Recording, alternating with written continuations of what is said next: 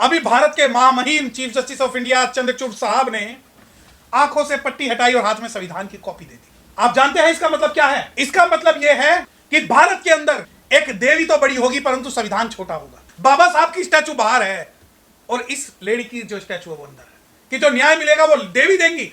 हमें कोई देवी देवता ने अभी तक कोई न्याय नहीं दिया है, तो हमें किसी भी देवी देवता से न्याय की उम्मीद नहीं है। हमें चाहिए तो संविधान चाहिए। लेडी ऑफ जस्टिस की आंख खुली हुई है, वो देखेंगी कि मैं न्याय करते समय मैं व्यक्तिगत रूप से जो 5 जजेस बैठे हैं जिन्होंने कॉन्स्टिट्यूशनल अमेंडमेंट किया है, मैं उन्हें देख के न्याय दूंगी। मैं न्याय देख के दूंगी कि किस प्रकार मुस्लिमों को, शेड्यूल कास्ट को, आदिवासियों को, ओबीसी को, महिलाओं को, पहले मैं उनकी जाति देखूंगी, फिर मैं उसका धर्म देखूंगी, फिर मैं उसका पैसा देखूंगी, फिर मैं उसका फाइनेंशियल कैपेसिटी देखूंगी और सबसे बड़ी बात, फिर मैं उसका सबसे बड़ा वकील देखूंगी।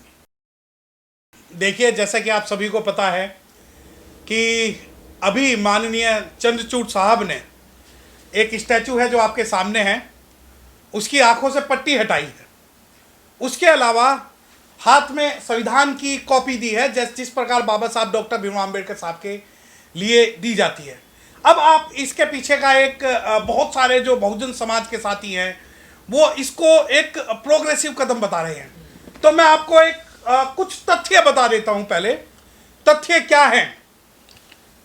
जो ये मूर्ति आपके सामने है, इस स्टैचू का नाम है द सिंबल ऑफ जस्टिस।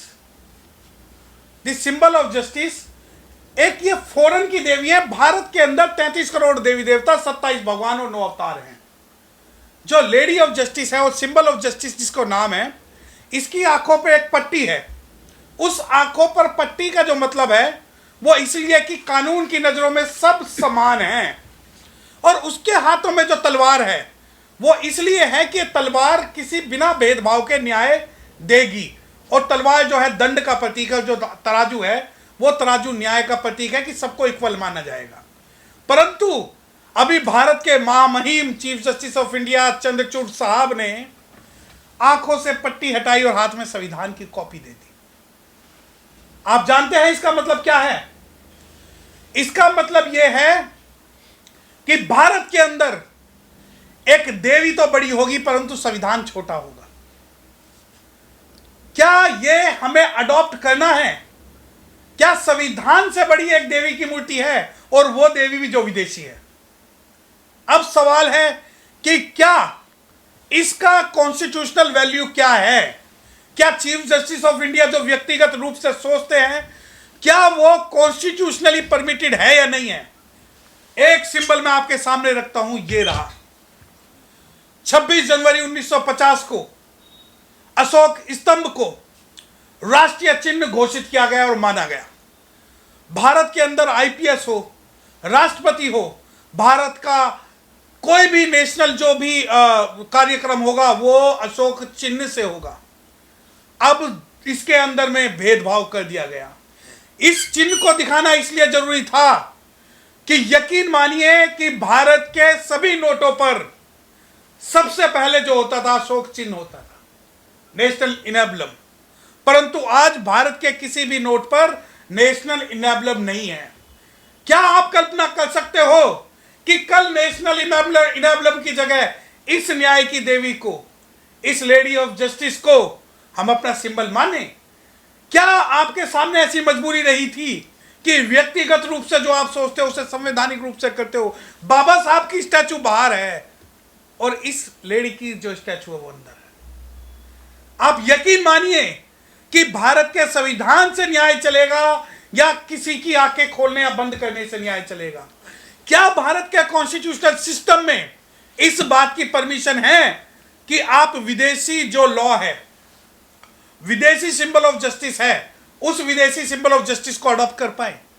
क्या यह एक षड्यंत्र है कि किस प्रकार भारत जो अशोक के नाम से भी जाना जाता है, जिसको हम अशोक स्तंभ भी बोलते हैं, जिसके अंदर घोड़ा भी है, जिसके अंदर बैल भी है, जिसके अंदर भगवान बुद्ध के 24 जो है चक्र भी है, क्या इन दोनों में से हमें किसी को चूज करना होगा?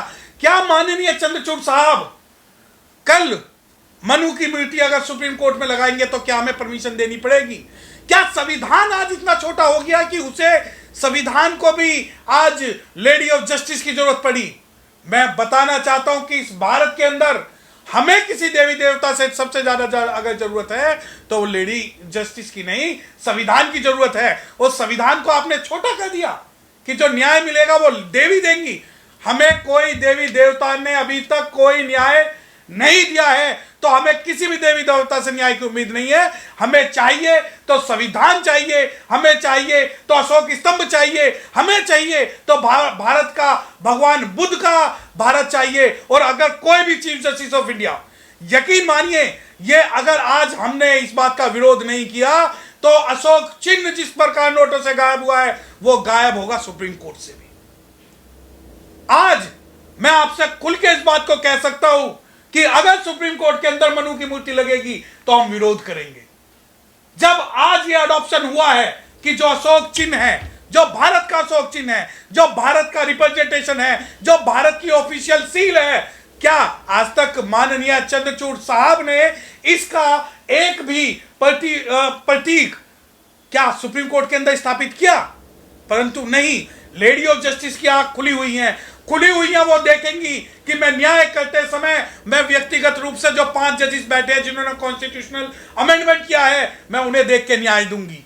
मैं न्याय देख के दूंगी कि किस प्रकार मुस्लिमों को, शेड्यूल कास्ट को, आदिवासियों को, ओबीसी को और महिलाओं को, पहले मैं उनकी जाति देखूंगी, फिर मैं उसका धर्म देखूंगी, फिर मैं उसका पैसा देखूंगी, फिर मैं उसका फाइनेंशियल कैपेसिटी देखूंगी, और सबसे बड़ी बात, फिर मैं उसका सबसे बड़ा वकील देखूंगी, तब मैं न्याय दूंगी। क्या इस लेडी ऑफ जस्टिस की हमें जरूरत है? क्या हमें जरूरत है? तो संवैधानिक वैल्यू की जरूरत है। अगर माननीय चंद्रचूड़ साहब को चाहिए था तो ये चाहिए था कि भारत के जो अशोक स्तंभ है, जो अशोक चिन्ह है, जो नेशनल इनेबलम है, जो प्रोटेक्टेड है, जो कॉन्स्टिट्यूशनल है, जो हिस्टोरिकल है, जो भारत का रिप्रेजेंटेशन है, जिसे नोटों से गायब किया गया, उसका बहुत बड़ा एक पिलर, अशोक पिलर जो है सुप्रीम कोर्ट में लगाना चाहिए।